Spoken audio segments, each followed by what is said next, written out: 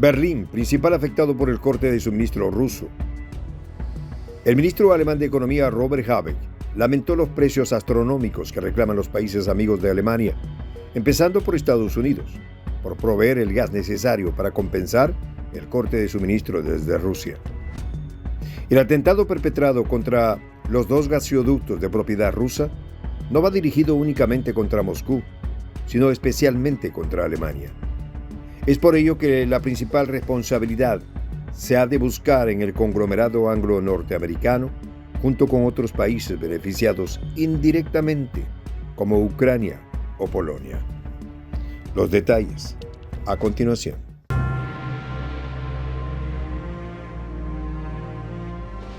Voz de la Patria Grande. Las élites desde hace mucho han adoptado una postura muy dura con su vecino germano, reclamando a Berlín reparaciones del conflicto. Unos días antes del inicio del conflicto, Biden, en presencia del canciller alemán, afirmaba: si Rusia invade, es decir, si los tanques o las tropas vuelven a cruzar la frontera de Ucrania, entonces ya no habrá Nord Stream 2. El canciller Olaf Scholz, por su parte, solo atinó a decir que Estados Unidos y Alemania siguen absolutamente unidos. Sin duda, ha sido el mayor error que ha podido cometer el débil canciller alemán. El Nord Stream 2 se diseñó para evitar la dependencia alemana de los gasoductos polaco-ucraniano. Al bloquearlo, porque Scholz no autorizó la puesta en marcha, Alemania se sometía a los intereses geoestratégicos de Norteamérica. Por su parte, el ministro Robert Habeck expresó: algunos países, incluidos los amigos, a veces establecen precios astronómicos de gas. Por supuesto, esto trae aparejados problemas de los que tenemos que hablar. Habeck hizo hincapié en la política energética estadounidense, agregando: Estados Unidos nos contactó cuando el precio del petróleo se disparó, y en consecuencia, las reservas nacionales de petróleo en Europa se agotaron. Creo que esta solidaridad también sería buena para frenar el precio del gas. Para salvaguardar su seguridad energética y proteger a su industria, Berlín tuvo que diversificar su lista de proveedores y aumentó en gran medida sus compras de gas natural licuado, que se importa mucho más caro. Alemania, como todo el continente, recurrió a Estados Unidos, cuyas exportaciones de gas natural licuado a Europa casi se duplicaron del 2021 al 2022. El ministro también abogó por los papeles protagónicos de la Unión Europea y la Comisión Europea en la regulación del mercado energético europeo. Esta última, opinó, debería negociar con los Estados Unidos sobre los asuntos energéticos, mientras que la primera debería reunir su poder de mercado y orquestar una conducta de compra inteligente y sincronizada entre los estados de la Unión Europea, para que no pujen entre sí y eleven los precios en el mercado mundial. Coincidiendo con el atentado, Varsovia, uno de los países más interesados en esa acción, inaugura su propio gasoducto el 1 de octubre, aunque es pequeño para las necesidades europeas.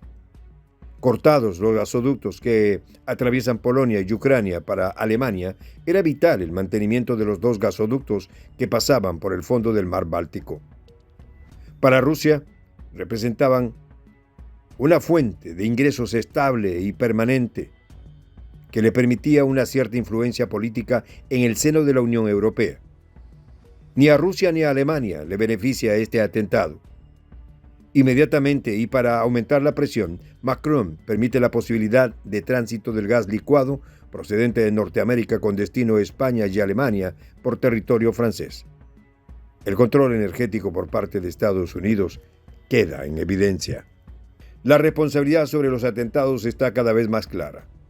No se trata solo de recordar las amenazas contra el gasoducto lanzadas por Biden o Victoria Nuland al señalar el 27 de enero del 2022, en una sesión informativa del Departamento de Estado, me gustaría decir francamente, si Rusia invade Ucrania, de cualquier manera el Nord Stream 2 no funcionará.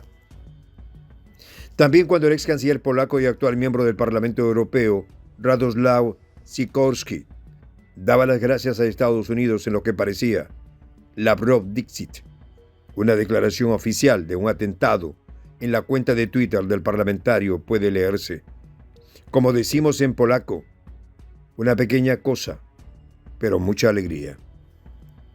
A pesar de las claras evidencias, en los próximos días aún veremos más miembros de los ejecutivos europeos haciendo un alarde de cinismo o estupidez, a partes iguales acusando a Rusia de haberse autoprovocado el atentado. El ejército norteamericano, por su parte, amenazaba con tomar represalias contra Rusia por haber destruido sus propios gasoductos. Es la Feria Internacional del Disparate. El intento de hundir económicamente a Alemania y la Unión Europea, aunque en realidad, dada la deslocalización industrial de Occidente hacia Asia, paradójicamente será China otra de las grandes ganadoras en este pulso, puesto que Europa dejará de ser competitiva. En esta tesitura, mantener operativos el Gulf Stream 1 y 2 eran vitales. En el momento actual, queda claro que los auténticos enemigos de Estados Unidos, al margen de Rusia, son sus aliados europeos. El declive norteamericano, la pérdida del control económico sobre sus aliados, orientados a maximizar sus beneficios a través del comercio con Rusia o China, explica el interés de Washington en disciplinar aún más a los vasallos europeos. Visto en perspectiva, la inexistencia de una amenaza real de China o Rusia contra Estados Unidos ponía a este país en un aprieto. El problema para los planificadores de la industria militar es precisamente ese: la ausencia de amenazas. Por eso, el actual conflicto justifica la existencia del entramado militar industrial estadounidense. Estados Unidos ha provocado conscientemente a Rusia y China para obligar a sus aliados a seguir su política de sanciones. Pekín intenta enfriar la situación. Sabe que el siguiente objetivo de ser derrotada Rusia serán ellos, pero precisa de tiempo para prepararse y asegurar la victoria en el enfrentamiento que se dibuja en el horizonte entre ellos y Estados Unidos. Las consecuencias de esta crisis, que es multidimensional, comenzamos a entrever. Para el caso alemán, el analista Michael Hudson, y no le falta razón, aseguraba que Berlín sería derrotada por tercera vez en un siglo. Si los Estados Unidos fueran realmente una potencia protectora de Europa y siguiese una política exterior pacífica y no rodease militarmente a los rivales emergentes, en este caso Rusia y China, provocándolos constantemente, otro gallo cantaría en el coro internacional. Para mantener su hegemonía, los Estados Unidos hacen todo lo posible para evitar que otra potencia mundial ocupe terreno en el tablero internacional. Esto se aplica no solo a China y Rusia, sino también a la propia Unión Europea, y quizá en el futuro, a la India, como ahora. Se sabe que Estados Unidos tiene con mucho el mayor aparato militar del mundo, y algunos estados concluyen que lo mejor es refugiarse bajo el ala de esta única, hasta hace poco, única potencia mundial. Europa tiene ahora los precios más altos de la energía. Las empresas industriales europeas están emigrando y creando nuevas sucursales en Estados Unidos. Los enormes pedidos de la industria de defensa estadounidense y los exorbitantes beneficios de la contaminante industria estadounidense del fracking también dejan bien claro quién se beneficia de esta guerra y de las sanciones. El control que ejerce en este momento la OTAN sobre los gobiernos europeos define un nuevo marco conceptual. Este organismo militar es el que dirige la política exterior europea. La lucha de Estados Unidos por mantener su hegemonía mundial ha pasado a su tercera etapa. Debido a la extensión de la OTAN hacia el este, lo cual viola el compromiso contraído por Occidente de abstenerse de desplegar armamento estadounidense en Europa Central, Rusia, obligada a garantizar la defensa de sus extensas fronteras, se ve directamente amenazada. Por lo tanto, al cortar el gasoducto Nord Stream, Estados Unidos ha destruido la industria alemana. Según la célebre fórmula de Lord Ismay, quien fue el primer secretario general de la OTAN, La gran estrategia de los anglosajones consiste en mantener a los americanos dentro, a los rusos fuera y a los alemanes bajo tutela. Todas las administraciones estadounidenses han aplicado esa política ininterrumpidamente desde los años 1950. Soy el Juan José del Castillo, director del canal Prensa Alternativa. Si quieres ser parte de la comunidad de la Patria Grande, suscríbete a nuestro canal. Si es que quieres que te lleguen las notificaciones cada vez que subimos un video, activa la campanita.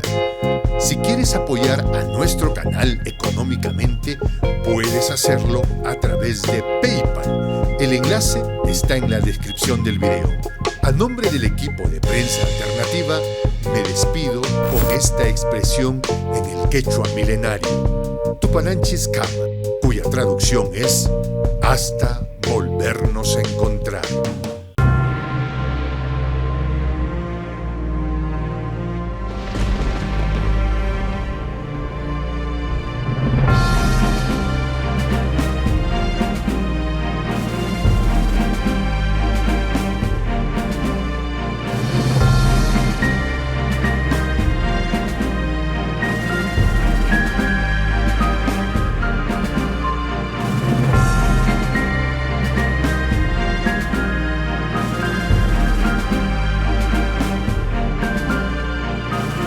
Voz de la Patria Grande.